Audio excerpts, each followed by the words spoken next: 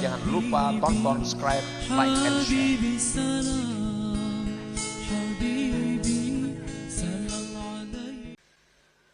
Para muhibbin rahimakumullah, yuktasabul ikhlas bitadabburil ayati wal akhbar fi targhibil ikhlas wa tarhibir riya. Nah, supaya kawa ikhlas, kita sudah tahu tuh di ikhlas tadi ibadah nang karena Allah, kadada karena nang lain-lain, itu ikhlas. Tahu sudah kita. Cuma kayak apa supaya kau menerapkan itu di dalam ibadah kita. Nah, ikhlas itu diusahai pertama dengan merenungi ayat-ayat, hadis-hadis yang menggemarkan ikhlas dan menakuti riya. Nah, kita cari, kita renungi Al-Quran, bagaimana memuji orang yang ikhlas. Al-Quran, Al-Hadis, bagaimana menerangkan akibat surga terhadap orang yang ikhlas. Al-Quran, Al-Hadis menakutkan bagaimana orang yang kada ikhlas. Orang yang kada ikhlas itu beramal, apapun amal ibadah, kada ikhlas. Itu di akhirat dipanggil Allah dengan panggilan ya munafik, hai munafik. Ya ghadir, hai penipu. Nah, kita tuh beribadah kada ikhlas.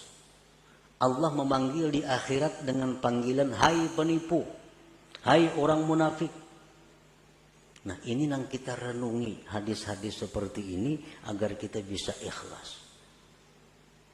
Bahkan diriwayatkan bahwa orang yang tidak ikhlas itu nanti di akhirat akan diulu-ulu oleh Allah.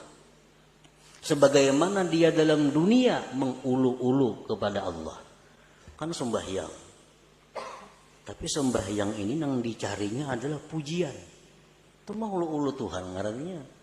Kisahnya menyembah Tuhan, tapi hatinya menyembah orang yang dia harapkan.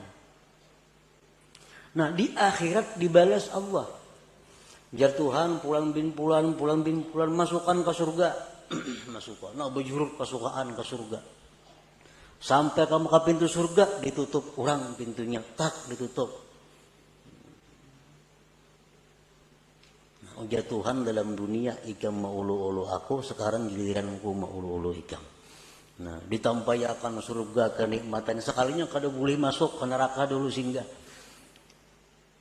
Nah, inilah akibat orang yang maulu-ulu Allah di dalam dunia. Bersedekah itu ibadah. Mestinya karena Allah.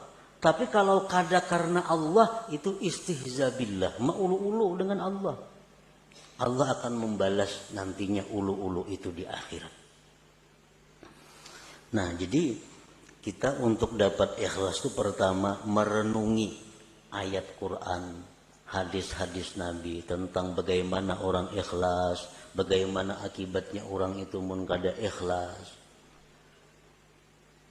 Yang kedua, supaya bisa ikhlas itu wa bi ikhfa'i wa kitmanil hasanati wal a'malis shalihat, menyembunyikan amal-amal saleh itu baik waktu melakukannya atau sesudah melakukannya. Nah, bersembunyi ini mendukung supaya ikhlas. Beramal saleh, sembahyang sunat, pokoknya hal-hal yang kada disuruh kita banampak, sembunyikan amal-amal itu. Jangan dikisah-kisahkan, jangan dikuya-kuya karena mengurangi nilainya, bahkan bisa menggugurkan pahala. Nah, kita menyimpan amal saleh serapi-rapinya itu membantu keikhlasan. Yang selanjutnya agar kita bisa ikhlas, nah ini yang paling penting, wabikat ittama anil khalqi, memutus tamak daripada makhluk. Selama kita masih tamak dengan makhluk, kita sulit untuk ikhlas itu.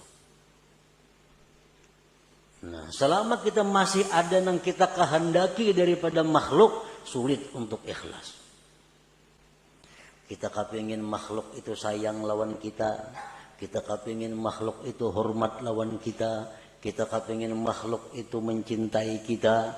Kita kepingin makhluk itu memberi sesuatu kepada kita. Kita kepingin makhluk itu agar memilih kita. Selama itu ada dalam hati, kita sulit untuk ikhlas. Nah, sulit untuk ikhlas.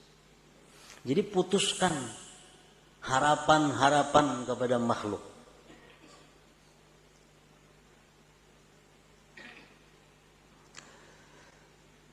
Wa bidawamir riyadhati wal mujahadah, dan juga dengan selalu latihan dan berjuang. Jadi ikhlas ini mesti dilatih dan berjuang. Dikisahkan bahwa salah seorang salihin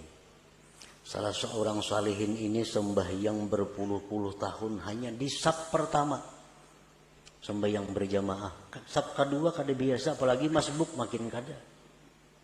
Selalu di saf pertama. Suatu hari sidin ada talambat. Pada sudah 10 tahun lebih selalu di saf pertama sembahyang berjamaah. Suatu hari ada masalah sehingga datang ke masjid masbuk. Lalu ujar sidin, aku merasa supan masbuk nih. Merasa supan. Karena mahir di saf pertama. Sekarang masbuk aku merasa supan. Nah, begitu merasa supan, lalu sidin menyimpulkan bahwa yang selama ini aku sembah yang di saf pertama itu adalah riya, bukan karena Allah. Buktinya aku hari ini supan sembahyang masbuk. Lalu ujar sidin sembahyang yang sekian puluh tahun tadi, aku qadha hari demi hari, aku hari demi hari diqadha. Nah, ini ngarannya adalah riyadhah wal mujahadah. Nah, kita sembahyang, ada tadi asa ada riyanya, ulangi sembahyang biasa. Nah, di rumah surangan sampai bujur-bujur murni sembahyang kita. Kita tadi berzikir, kita tadi membaca Quran di tengah orang banyak. Tadi rasanya asa ada riya nih. Kayaknya di kamar buliki sorangan membaca. Nah, ini riyadhah wal mujahadah. Untuk mendatangkan ikhlas ke dalam diri kita. Nah, kemudian lagi supaya bisa ikhlas itu adalah waddu'a ilallah ayyarzuqahul ikhlas. Lawan Tuhan minta, Allahumma rzuqnil ikhlas bil a'mal. Ya Allah, berikan aku ikhlas pada amal-amal. Ini perlu lawan Tuhan. Karena kalau Allah memberi satu mat saja. Allahumma rzuqni al-ikhlasa bil a'mal. Ya Allah, aku minta ikhlas pada segala amal. Selanjutnya lagi yang mendatangkan ikhlas adalah suhbatul mukhlisin. Bakawan lawan orang-orang ikhlas. Mun bakawan lawan orang nang katuju riya, menjangkit katuju riya juga. Kawani orang-orang nang ikhlas, maka itu akan membawa ikhlas kepada diri kita. Wal iktifa bi ilmillahi ta'ala, dan ikhlas itu juga didatangkan dengan merasa cukup dengan ilmu Allah. Merasa cukup dengan tahunya Allah. Aku ni beramal, bila Tuhan tahu saya kong cukup dah. Yang lain biar kada nang tahunya. Nah, ini iktifa bi ilmillah. Bila kita kau macam itu, ikhlas. Aku beribadah, kada penting manusia, kada penting orang lain tahu. Bila Allah saya kong tahu cukup sudah. Nah, jadi itu jalan-jalan untuk mendapatkan ikhlas tadi.